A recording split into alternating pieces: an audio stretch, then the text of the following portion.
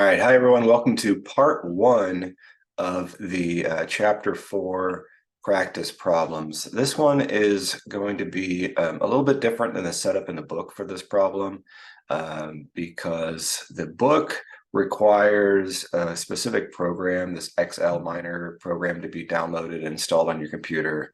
And I wanted to avoid that if all possible. I know some people work on their work computers and they can't install extra programs. However, Microsoft Excel is going to be installed already. So you will need an add-on for Excel in the other video, in the other part of this problem set. But for this part of the problem set, you will just need regular old Excel and a somewhat long formula, which we're going to show you today. And we're talking in this video about association rules. This is the supermarket basket problem. Basically, it's trying to decide if a person buys this item, are they more likely to buy this item? The if in that statement, if they buy this, then they buy this. The if is called the antecedent, and the then, so if they buy bread, then they buy steak, the then part of that is known as the consequent. So we're going to label them A and C, support for A, support for C, support for A and C. So antecedent is the if they buy this, consequent is the then they buy this. So in this little practice video, what I've got set up for you is 10 transactions in a supermarket. Now, in your actual problem set this week, there's going to be 1,000 transactions, just so you have more data to go off of. But the amount of work you have to do is going to be the same whether there's 10 or there's 1,000. So don't get intimidated by the fact there's 1,000 rows this time. The amount of work you have to do in regards to this is the same. It's just you're going to write one formula in this spot and then copy it to the end. One formula in this spot, copy it to the end. Same thing here. One formula here, edit it, however many times, and then copy it to the end. So, when we do this practice problem and you've got 10 transactions and you're looking at 5 rows, it's essentially the exact same thing doing 10 rows with 1,000 transactions because you're just going to be writing a formula in the top cell of each of those in each of those columns and then copying it down. So what's going on with this is let's say we're trying to set up the arrangement of a supermarket and we're trying to decide which items should be placed next to each other in various aisles of that supermarket. Well, if I knew what items helped to lift up other items, meaning I increase the amount of times that I sell an item based on selling a different item, then we could possibly rearrange our supermarket to best position those products. And the same is true for other places besides supermarkets. Retail stores would be similar. Think of like a Best Buy with electronics. If they buy this item, then they're more likely to buy this item afterwards. Or even a Target that's kind of a mix of both home goods and grocery products. Maybe if they buy this item in the pharmacy, they're more likely to buy this item over in the home goods section or something like that. So we're going to start by filling out our support for A and support for C. So what support for A is basically just going to be a count of every time we encounter this in our entire group of all of our transactions. And that formula is a count if formula. So we're going to count the number of times that we see the word bread within a group. So when you do your actual problem set, and you've got 1,000 rows that are 7 transactions wide, you just select a larger area, but you're still filling out exactly the same formula effectively. So count if is the name of that formula. So count if, and then the range. So count if, sorry, I clicked on bread first. Don't click on bread first. The range comes first. So we're going to click on this entire range, and that's going to be every transaction that we're looking at, every item on every transaction. So that's the range. And now this is very important. A few people missed this when they were copying formulas down on the previous problem sets. But if you're going to copy a formula down from row to row, when you copy that formula down, Excel expects that all the references to all other cells are going to shift down as well. And so we can lock in the column. We can lock in column B through column G in this range, and we can lock in rows 12 through 21 in this range. Now we can do those individually by clicking here and adding a $ before B, a $ before 12, and that's locking in B12 as the starting point for my range. And then right here, same thing, $ before G, $ before 21. So if I do that, it's going to lock in exactly that range of B1, B12 through G21. And when I copy that formula to anywhere else on my sheet, it's always going to refer to that range. If I don't lock in those cells as absolute references, then if I copy and paste that 3 rows down, it's going to shift this entire reference section 3 rows down. It's going to start on whipped cream and go to a bunch of blank spaces. And this happened a lot on problem set 1 with people getting some points taken off because they didn't lock it in to those references. And then when they copy the formula down, the counts were off. So very important that you lock in any references that you don't want to shift with you. In this case, we want exactly these cells, so we lock in everything. We lock in the column and row of each section. And I've showed you this before, but just to reiterate, if I were to do this all at once and highlight all of this, and then instantly either press F4, or again, if you're on a laptop or a MacBook, hold the function button, which is FN on your home row key on the bottom, hold that down and press F4, then it'll lock everything in for us right at one time. All right, so we've locked in everything, and that's our range. So in the countif formula, we have range right here.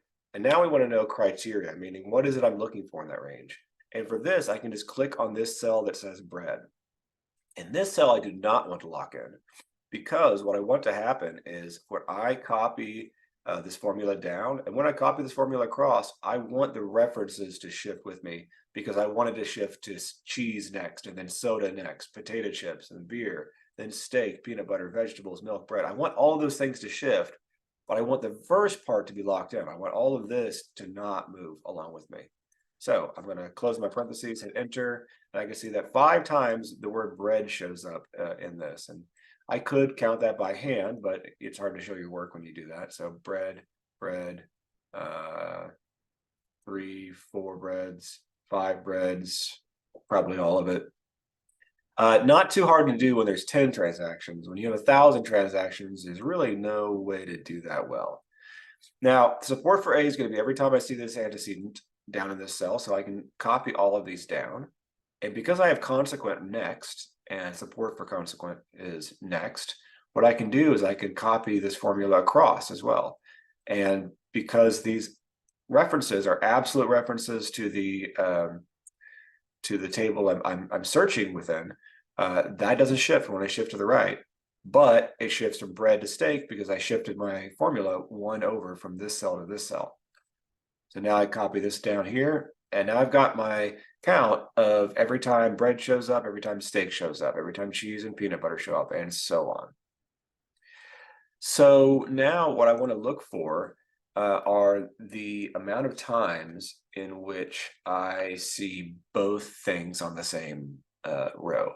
And this, unfortunately, is where we have to do a little roundabout way of finding it. And this is what that Excel minor tool does really well, is it lets me plug in the antecedent, consequent, and find all of this automatically for us.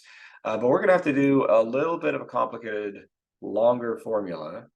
The good news is once you write it once, you can copy it over and change the references, and do that again, and so on. So here we go. We're gonna write it all out real quick, and I hope you can follow along with me. So to start with, this is going to be an if statement. So if, and the first thing we want to do is write the word and, because it's going to check 2 different if statements. So we're going to do if this countif is true and this countif is true, we're going to show a count of that. If not, we're going to show 0. So if and, now we're going to do 2 different countif functions. So count if, and from here we want to know this row specifically. We're not going to lock this. Let's see here. We are not going to lock in all of this cell, but because we're going to copy this formula over Actually, let's go ahead and leave that as is. Okay, so if and count if this row. And what we want to do next is we want to, that's the range, and that criteria is going to be bread. So I'm going to click on bread, and I'm going to lock that in. I'm going to close my parentheses once, comma, and now here's the next count if. So the next count if is count if this same range, comma, contains steak. And then I'm going to lock steak in as an absolute reference, column and row. Now I'm going to close my parentheses one time for this countif function, and then a second time for the and function. So you can see, I'm sorry, a second time for the entire and function. So you can see this red and this red because all of this is within the and. They basically color match so you can see which one is the end of which one. Now, if that's true, if it counts bread and it counts steak in this row, then, so the value of true is going to be 1. And if that value is false, meaning it doesn't find steak and bread in the same row, then I want that value to be 0. I'm going to close my parentheses and hit enter. And now what I can do is I could copy this all the way down to the bottom, but first I want to recreate this formula 4 more times. And in your problem set, you're going to do it 9 more times. You're going to have 10 total. So one way you can do this is to copy and paste the formula, but if I were to just copy this over one time, my references are off. So now I've got to drag this over once, and change the references. Same thing here, I've got to change my references because I want to find cheese and peanut butter next. So actually real quick, what I'm going to do is I'm going to pause the video and I'm going to write these things out just on top here so that we know what we're looking for a little easier. That might help it a little bit. So I'm going to pause this real quick and I'm going to write those things out, what we're going to be searching for. All right, we're back. So we've added just what we're looking for. We're looking for places where I see the antecedent and consequent in the same row. So bread and steak, we've got right here. Cheese and peanut butter. If I copy this over, I've got to edit the formula, which is fine. That's one way to do it. The other way to do it to save a little bit of time. Actually, you know what? I think because we're going to be editing it anyway, let's go ahead and copy this all the way over. So it's not going to be accurate yet. We're going to have to do a little bit of tweaking to the formula, but this first one is, and you can see that because when I click on it, it highlights, when I click in this text box up here, it's going to highlight this row and all the items in this row. And then bread comes first, steak comes second. And this is bread and steak, right? Now let's look at the cheese and peanut butter formula and see what's wrong here. Okay, so the first thing is it shifted this over. So I can click on this and just drag this over and drag this over. I'm clicking on any of the solid lines where the up, down, left, right arrows show up.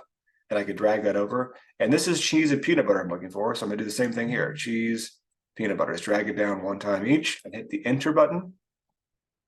Now, the next thing I'm gonna do is click on this text box for the next one. And I'm gonna edit it by sliding it over a couple times. And this is soda and vegetables. So I'm gonna drag the red one down to soda and the purple one down to vegetables and hit enter. Potato chips and milk. Again, I'm gonna drag this over a little bit,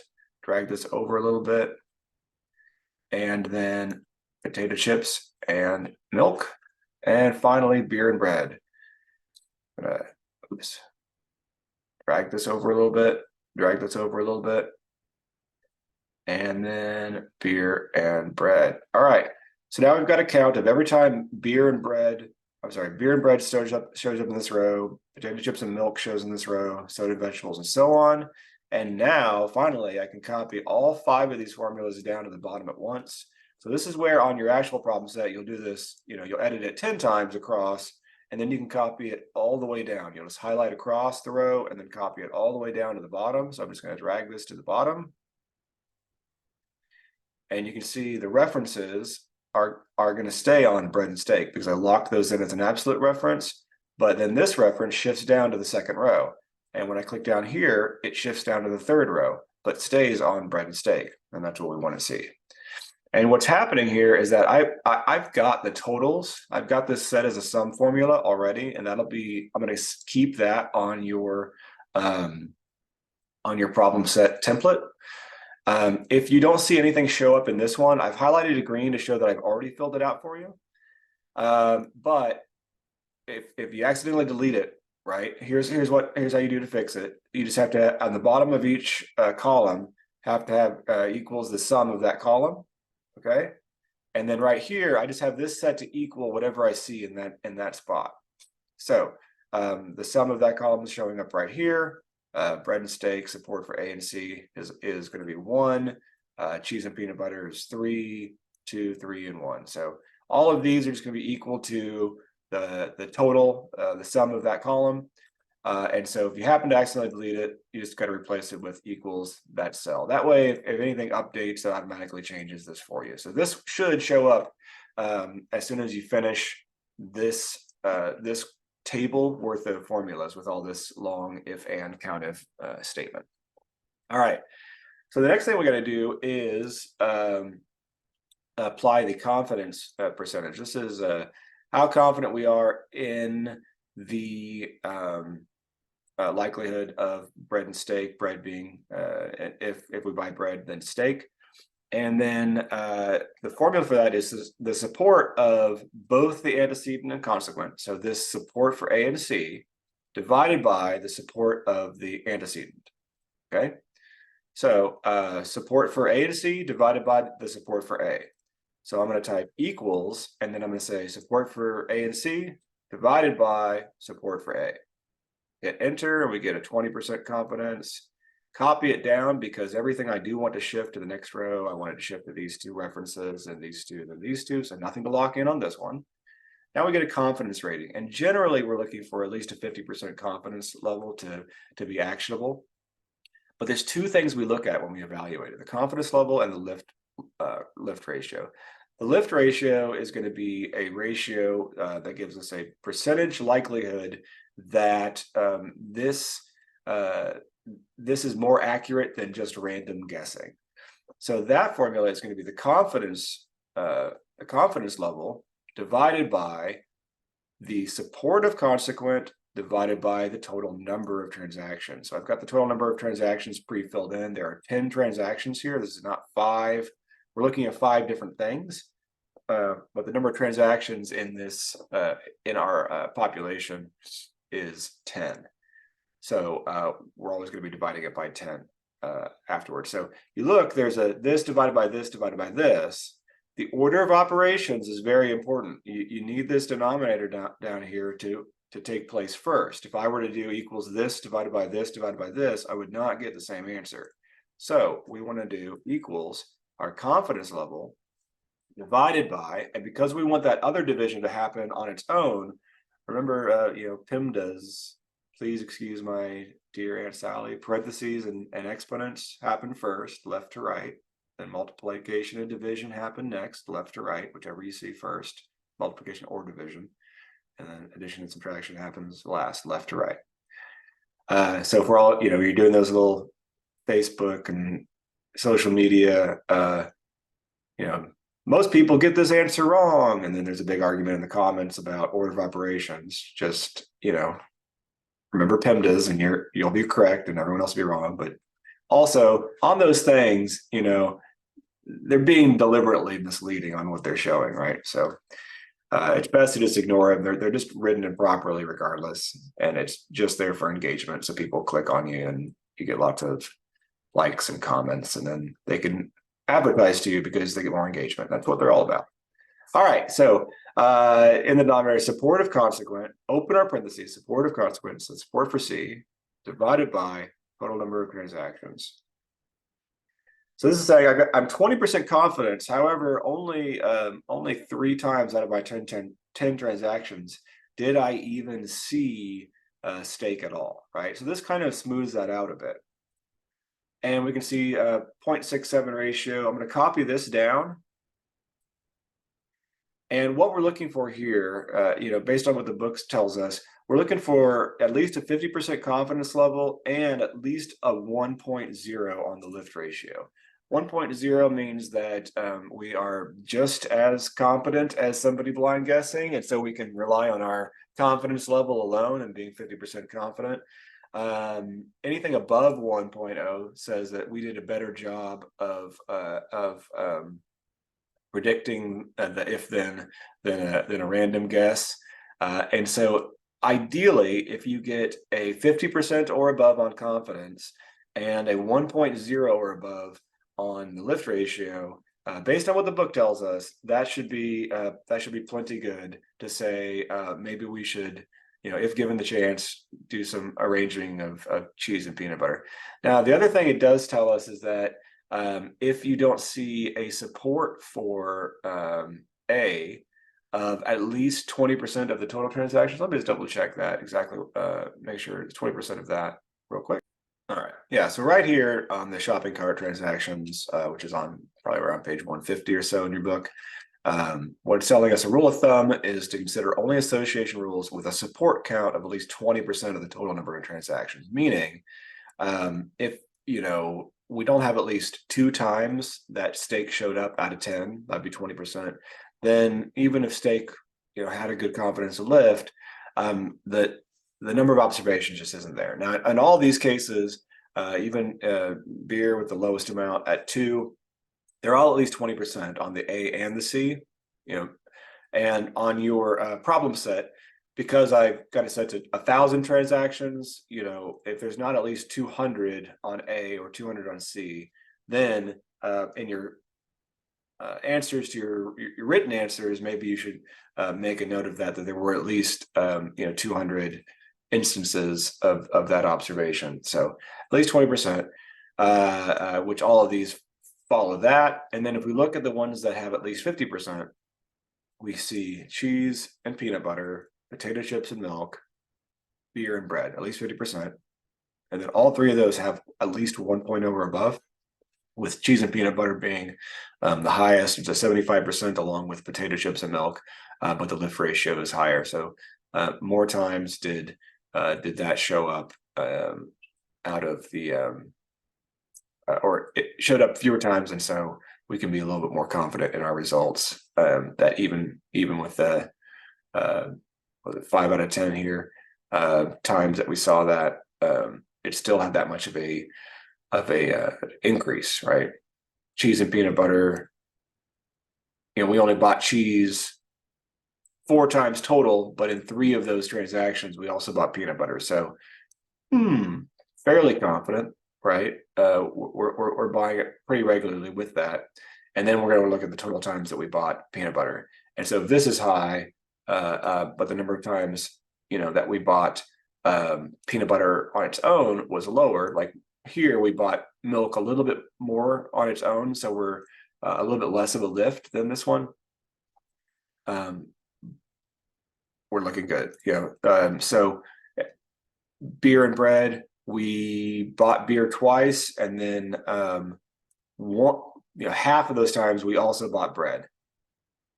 Basically, this is a 50-50 is what it's telling us. I mean, it's exactly 50-50 because we're at the minimum level of confidence, and we're at exactly a 1.0 on lift ratio. Probably, we would want above 1.0, because this is basically saying it's not worse, but it's really as neutral as it can get. So above 50% would be better, above 1.0 would be better, and you want ideally both of those things to be actionable. Now, let's say you had a high confidence level, but your lift ratio was low. You wouldn't want to act on that, but you could investigate more. Same thing here. You had a really high lift ratio, but the confidence level was pretty low. Maybe we want to investigate again. Maybe you get the next day's transactions and see what we see. Maybe there was an anomaly of some kind, one way or the other. All right. So that's the confidence and lift ratio, and the support for both antecedent and consequent. So this is your association rules video. There's going to be a separate video this week where we discuss the other part of our problem, where we're going to be doing market segmentation. All right. Thanks, everyone.